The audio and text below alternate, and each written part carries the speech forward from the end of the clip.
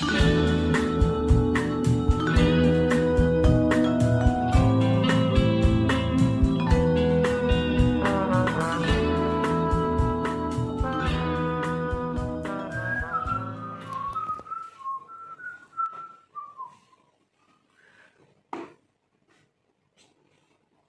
bro. Lagi ngapain nih? Lagi baca kitab suci nih. Buset. Lo tau gak tuh kitab suci siapa pengarangnya? Lembaga Biblika Indonesia kan? Ngaco lo. Itu mah penerbitnya. Oh iya juga ya. Terus siapa? Mau gue kasih tau. Nih, jadi bro, setiap kitab tuh ada pengarangnya masing-masing nih bro. Nah, coba lu buka tuh Injil Lukas. Nah, ini pas nih Injil Lukas. Lu tau gak siapa yang tulis Injil Lukas? Yesus. Nah, terus Injil, coba lu buka surat kepada jemaat Korintus. Nah, itu tuh. Itu. Bener. Nah, itu. Ya. Itu yang tulis Paulus, bro. Jadi, setiap kitab itu ada pengarangnya masing-masing, bro. Manusia deh pokoknya. Sebentar. Kalau yang ngarang itu manusia, yang nulis manusia, berarti bukan sabda Allah dong. Bukan gitu konsepnya. Jadi gini, bro. Kitab suci itu tetap sabda Allah karena Allah sendiri yang jadi pengarang utamanya, bro. Nah, terus dengan ilham Roh Kudus, manusia menuliskannya. Tapi tenang aja, bro. Tenang aja. Allah tidak mereduksi pengarang manusiawi menjadi alat pasif belaka. Nah, terus kitab-kitab yang ada saat ini tuh gimana caranya mereka masuk dalam kitab suci saat ini? Tenang nih bro, gue jelasin ya. Jadi, dalam gereja Katolik itu ada yang namanya proses kanonisasi. Nah, kanon dalam kitab suci ini merupakan daftar resmi kitab-kitab yang diterima oleh gereja Katolik yang mana ditulis dengan ilham Roh Kudus. Dan apa bro? Dan mempunyai Allah sendiri sebagai pengarangnya. Nah, kitab-kitab itu juga mengandung kebenaran yang oleh Allah dikehendaki supaya dicantumkan dalam kitab suci. Demi apa bro? Demi keselamatan kita. Oh. Iya. No, lu baca no. Kayak seleksi gitu ya bro. Nah, bener banget tuh bro. Jadi kriteria tulisannya tuh ditulis berdasarkan bimbingan Roh Kudus dan digunakan dalam tradisi gereja. Tulisan tersebut mempunyai nilai keselamatan dan teologis yang sama sekali berbeda dengan tulisan kuno lainnya. Nah, tulisan lainnya mungkin bisa menerangkan asal-usul iman, tapi nggak bisa menggantikan otoritas tulisan yang diterima sebagai kanonik ini, bro. Karena ini apa? Merupakan hal yang fundamental untuk pemahaman iman Kristiani. Nah, nih makanya seperti kisah remaja Yesus mungkin aja ada, tapi nggak dikisahkan dalam kitab suci. Karena memang tidak mendasar bagi pemahaman iman Kristiani kita. Iya. Oh, tapi siapa sih yang nentuin kanon? Siapa aja? Terus kenapa sih kok kanon ini bisa muncul gitu aja gitu? Nah, proses kanonisasi atau kanon itu ditentukan oleh para bapak gereja dalam konsili, bro. Ini dilakukan karena zaman dulu tuh banyak tulisan-tulisan apokrif yang mana tidak fundamental untuk iman Kristiani. Nah, supaya orang nggak keliru, supaya lu nggak keliru, misalnya lu hidup zaman dulu, makanya dibuat daftar resminya yang kita sebut sebagai kanon, bro. Iya, paham nggak? Bang, nah Iya. keren juga, dahsyat juga pengetahuan.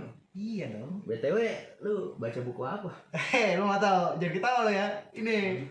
Wah, keren juga bukunya tuh. Oh, dari buku itu ya. Nah, tadi nih dok, kan gua baca-baca kitab nih. Gua nggak tahu nih artinya apa. Nggak ngerti. Terus gua carilah dari sumber-sumber penafsiran lain kan. Dan gua paham akhirnya. Nah, yang masih jadi pertanyaan buat gua adalah, terus orang-orang dulu gimana kalau mau cari-cari tafsir gereja? Jadi zaman dulu tuh bro, para murid emang memiliki keterbatasan dalam memahami kitab suci. Makanya kalau lu baca dalam Injil nih, coba lu buka Injil kayak salah satu Lukas, nah tuh lu lihat tuh ada perumpamaan kan. Nah, Yesus mengajarkan para murid mana? Nah, itu. Oh iya. Nah, Yesus mengajarkan para murid tentang perumpamaan, lewat perumpamaan, bro. perumpamaan supaya apa? Supaya mereka paham. Nah, setelah kebangkitan Yesus ke surga, para murid menuliskan Injil lewat ilham Roh Kudus, bro. Nah, ini nih, bro. Roh Kudus ini nih, bro, membimbing para murid untuk memahami isi kitab suci Perjanjian Lama dalam terang Kristus. Oh. Nah, tadi kan lu sempet tuh bilang ada bapak-bapak gereja tuh Iya. yang menentukan kanon. Nah, terus yang masih jadi pertanyaan buat gue nih. Apa tuh? Terus bagaimana mereka tahu kalau tulisan-tulisan itu tuh sejalan dengan kebenaran Kristus? Nah, para bapak gereja nih, bro, juga dibimbing oleh Roh Kudus. Jadi gereja menilai bahwa Roh Kudus yang sama yang juga membimbing para penulis kitab suci. Gitu. Oh gitu ya. Iya, bro. Jadi ada beberapa metode yang digunakan dalam penafsiran kitab suci, bro. Lu tahu gak apa aja? Metode. Ya, jangan ngarang lu, jangan ngarang tuh. Jangan ngarang. Nih, gak kasih tahu. Jadi ada salah satu metode yang populer atau banyak digunakan oleh para bapak gereja, namanya metode alegoris. Jadi gini, bro. Bapak gereja mengambil salah satu kalimat gitu, terus dibawa keluar dari konteksnya supaya bisa menemukan kebenaran yang tersembunyi, bro. Gitu. Wah, keren juga ya bapak-bapak gereja zaman dulu ya. Banyak karyanya tuh pasti. Ya tentu, bro. Mereka tuh nih, bro, dalam tradisi gereja berperan untuk membentuk kanon, juga mendampingi dan membimbing umat untuk membaca dan menafsirkan kitab suci dalam tradisi yang hidup. Tuh, bukan hanya itu nih, ada banyak, bro. Mereka juga menyumbang tradisi doktrin atau yang sering kita kenal sebagai Dogma. Dogma, iya, dogma, bukan dokter, dogma. Nah, dogma. Terus ada juga pengajaran teologis serta instruksi dan pemeliharaan rohani bagi orang beriman. Oh. Iya, bro. Nah, gue mau nanya nih. Iya, Terus apa? gimana sih tulisan-tulisan ini tuh bisa ada gitu sampai saat ini, kok bisa kayak apa namanya terwaris Tradisi ke kita membaca gitu, tradisi membaca atau menafsirkan kitab suci bisa bertahan gitu maksud lo? gitu? Ya gitu. Nah, gini, bro. Ya karena di tempat-tempat membaca kitab suci dalam gereja dan liturgi, tradisi tersebut akhirnya terjaga hingga kini, dan tentunya, bro, karakteristiknya tuh sangat teologis dan pastoral. Gitu, bro. Wah, keren juga jadi bapak-bapak gereja ya. Tapi lebih keren lagi kalau gua sih yang jadi bapak. Ya, gini. Lo pikir gampang jadi bapak-bapak gereja? Lu bayangin ya, lu harus bisa menjelaskan kitab suci dalam homili. Terus lu buat komentar. Terus nih, satu lagi, bro. Lu harus siap berdebat teologis untuk membela iman, bro. Nah, lo gampang kan? Waduh, capek juga ya tafsir-tafsir gitu ya. Pasti susah tuh. Ya, pada intinya sih, bro, semua orang bisa menafsirkan, tapi sejauh tafsiran itu mendukung analogi iman. Tenang aja, bro. Nih, kitab suci nih, maknanya nggak akan habis. Jadi nggak akan ada alasan teks-teks itu dihilangkan karena maknanya habis. Karena nggak akan pernah habis, bro. Ini tuh isinya, maknanya semuanya relevan, bro, untuk zaman sekarang.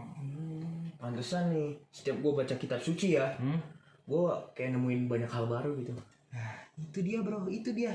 Dalam kitab suci itu, bukan dalam kitab suci itu adalah anugerah kekayaan bagi yang percaya. Lu kan percaya gak lu?